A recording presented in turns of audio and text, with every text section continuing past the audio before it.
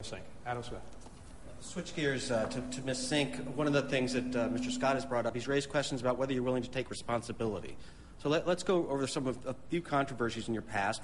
Recently, licensing ex-felons to sell insurance, bad pension investments while you sat on the oversight board, Nations Bank employees selling questionable securities from the lobby of Nations Bank while you were Florida president, audit problems at Sykes Enterprises while you were on the company's audit committee. Tell us about that. Do you take responsibility for any of those? I take responsibility for all of them. And let me just go through what I do take responsibility for. In the licensing issues, we have a division of insurance agent licensing. I went back to check these charges that were made.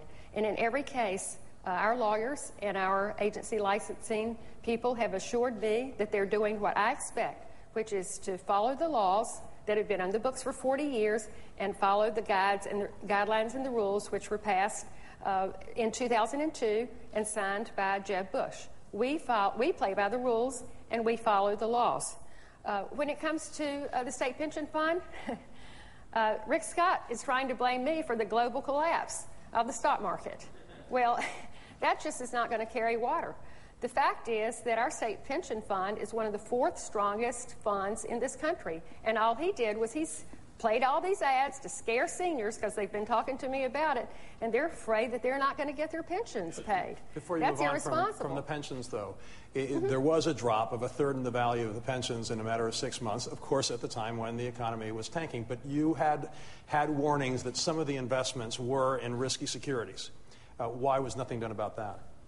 Well, the problem there was that the executive director of the pension fund did not do his job and did not inform his board members that he had a problem with some investments. And you know what? I held him accountable and I asked for his resignation, and we've hired a new director who has the qualified experience to run a pension fund. So yes, I hold people accountable to do the jobs that they're expected to do. And I just want to, on this whole pension fund issue, isn't it something that Rick Scott would accuse me of being responsible for a global financial collapse when our own state, our state of Florida, sued Rick Scott personally for insider trading and defrauding the shareholders, of which our state pension fund was one of the major shareholders. Mr. Scott, on Columbia HCA's, which is referred Can I respond to this, though? I think you can do it in this answer, probably. Okay. Columbia HCA, company you led, as we all know, paid a $1.7 billion fine for Medicare fraud. Either you knew about the major problems in the company, apparently, or you were ignorant. How are either of those alternatives make you qualified to be governor of the state? Okay, so first let me respond to what Ms. Singh said.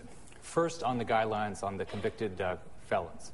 She didn't follow her guidelines. Go to factsforflorida.com, and you can see a list of people that she didn't follow the guidelines, and she could have changed the guidelines, and she didn't.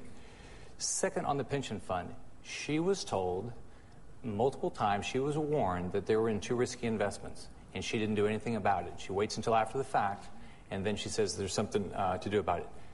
Third, she talks about insider trading. That lawsuit was dismissed completely. Now, in contrast, when she was at Nations Bank, when her tellers were paid kickbacks for referring elderly citizens from safe bank deposits to risky ones, they were fined by the state and they were sued by the state.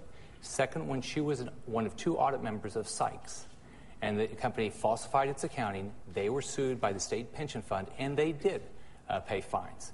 So there's a big difference. In the insider trading case, mine was completely dismissed. We'll allow for a rebuttal, 30 seconds. Well, the facts on the insider trading case is that Rick Scott sold millions of dollars worth of stock in his company, Columbia HCA, just days before the company was raided by the FBI and eventually charged with 14 felony charges.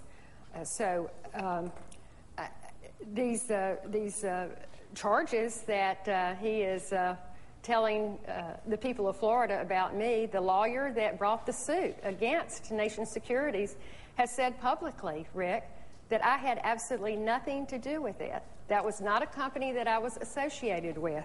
And, you know, the people of Florida, I have to say that the people of Florida have been hearing your charges and your negative, outlandish attack ads over and over again when you have a lot of explaining to do yourself. Mr. Scott, let's go to the HCA, Columbia HCA question. $1.7 billion of fines. Either you knew or you were too distant as a manager. How are you qualified to be governor? Sure. Well, we built a great company. I started with my life savings, my wife and my life savings of $125,000. Over 9 years, we took the company up to 340 We've heard plus. that, though. You've said that already. So explain to me how it went so wrong. Well, you know, one thing you learned, what I focused on was I focused my efforts on making sure patients were taken care of. I reduced the cost of health care, outcomes were better, patient satisfaction. I clearly could have done a better job of hiring more internal and external auditors to have done a better job in making sure the company completely comply with the Medicare regs. So the lesson I've learned is you have to broaden your focus. You need to do what Ronald Reagan said, trust but verify, and that's what I bring to the table. In business, what happens is you get better if something goes wrong, you focus on it and you get better, and that's what I've done. And Mr. Scott, a follow-up. You've talked about openness in government, and you've created another successful company, Solantic, and you had a deposition relating to a lawsuit involving that company just days before you filed to be a gubernatorial candidate. Why not, as part of that openness, allow people to see that deposition? You know, there's 20+ million lawsuits filed every year in this country, and if you're the CEO of a company or involved in companies, you know there's frivolous lawsuits. They're just fishing expeditions. They go on all the time, and by trial lawyers, and you know those are the same trial lawyers that are backing my opponent. I've elected, that case has nothing to do with my run for governor. I've elected not to release it. Kelly Doe. We're going to revisit education and specifically the FCAT. Mr. Scott, some parents and teachers criticize the FCAT, saying teachers are teaching to the test. Do you believe these tests, the FCAT, are the best way to hold public schools accountable, and are they best for the students of Florida? Well, we have to have a way that we can measure the effectiveness of the teachers from when the child starts with them to when they finish. So we have to make sure that if they're in that class for 9 months, that we measure, and we measure it on a per-student basis. Now, FCAT's one way to measure it, and it shouldn't be the only measurement. My second daughter, teaches special needs kids. She clearly has to be measured differently than somebody that teaches a basic subject. And what I've done in business is you start out with a measurement program, and then you constantly upgrade it and constantly improve it.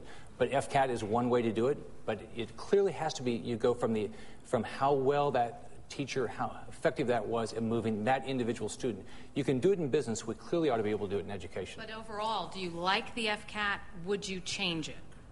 I think FCAT is one way to do it now, and it's fine now, but I'm sure as we can figure out better ways of doing it. And it would only be one measurement. Ms. Sink, you talked about, when we were talking about Senate Bill 6, about your plan for teacher accountability. Do you think the FCAT does it for Florida? Well, as a parent, testing was always really important to me. Every year I was always, my son Bert is in the audience tonight and he'll bear this out. I was waiting for those test results to be sure that my children were performing against a nationally norm reference test, and unfortunately I believe the FCAT has kind of gotten away from that. Our children need to be held to national standards, and I think that testing is just one way to evaluate a student, and it shouldn't be done just on one day.